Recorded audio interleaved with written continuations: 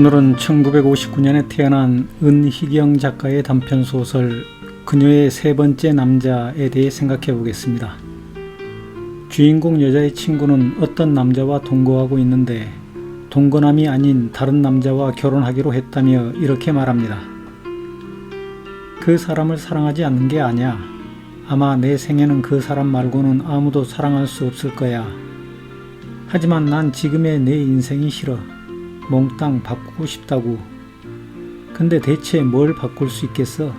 이름, 나이, 성별, 출신 학교, 같이 잔 남자들과의 과거, 내가 거쳐온 몇 가지 직업, 다 지긋지긋해.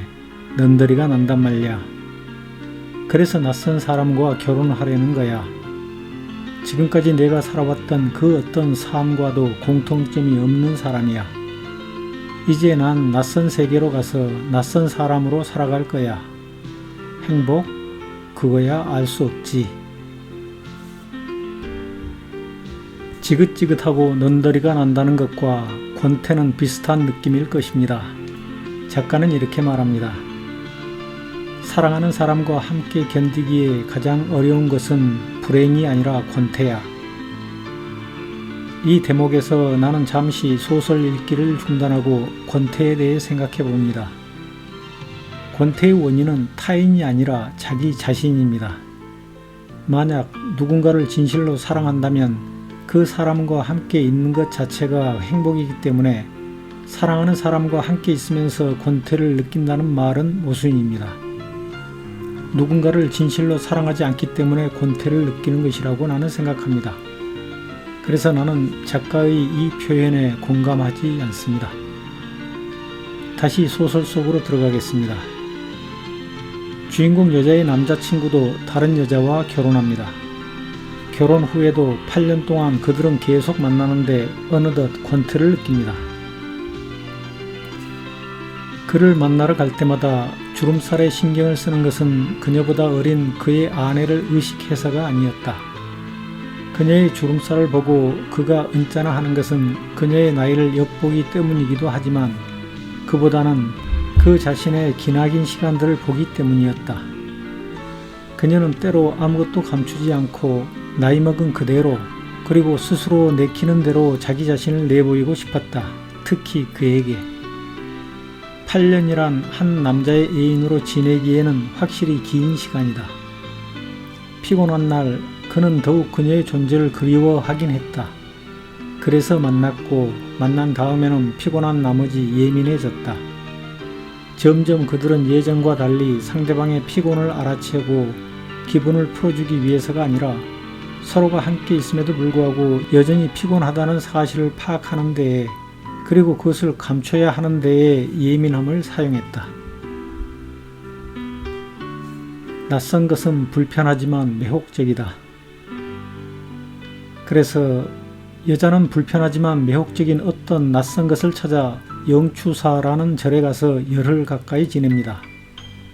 그녀는 절에서 일하는 땀냄새를 지독하게 풍기는 목수 남자를 만나는데 그는 말과 행동이 거칠고 천박합니다. 남자는 호기심을 가지고 그녀를 눈여겨보았다.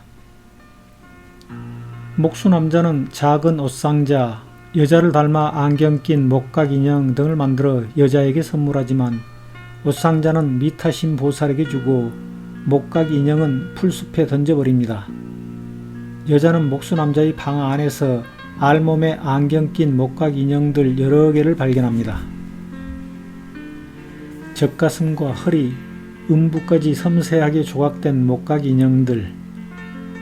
이윽고 팔을 쳐든 그녀는 눈을 후벼 파듯 안경을 손톱으로 꾹꾹 지드이겼다.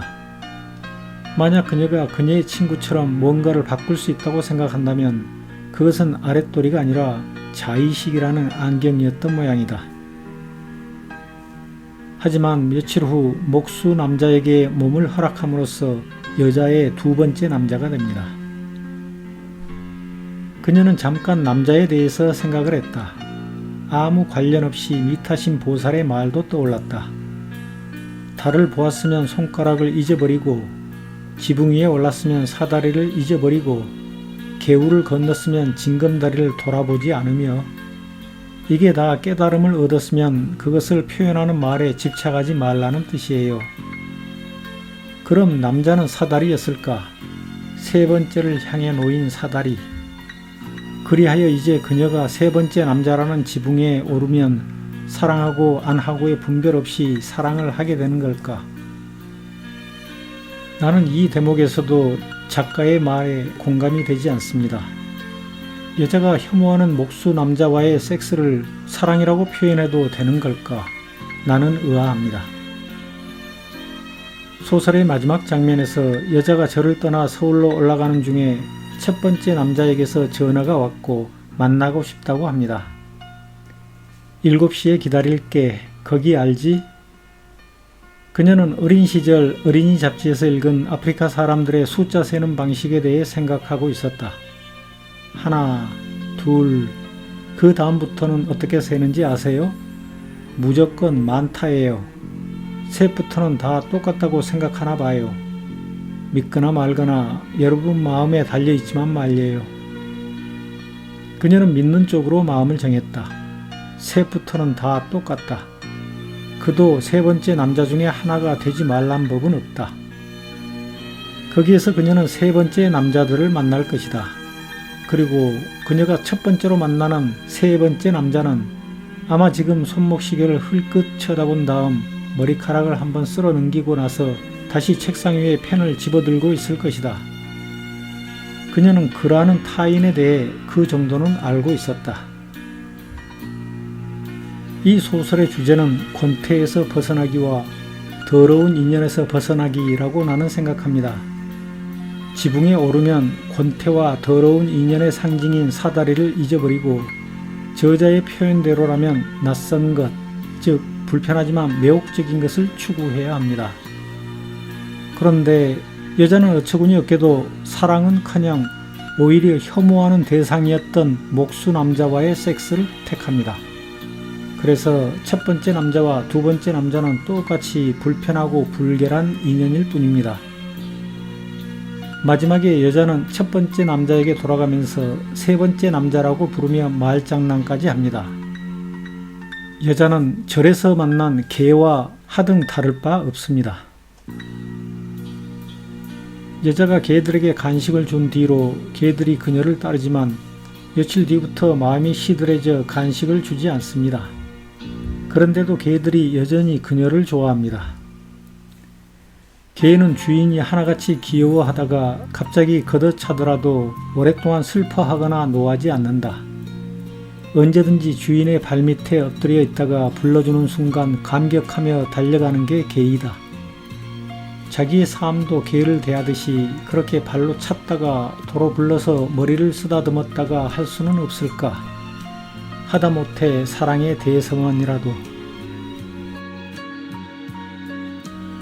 그래서 타인에 대해 어느 정도 알고 있다고 말하는 여자를 나는 비웃습니다.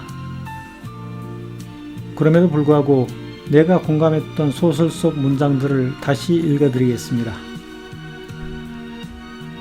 낯선 것은 불편하지만 매혹적이다. 달을 보았으면 손가락을 잊어버리고 지붕 위에 올랐으면 사다리를 잊어버리고 개울을 건넜으면 징검다리를 돌아보지 않는다. 감사합니다.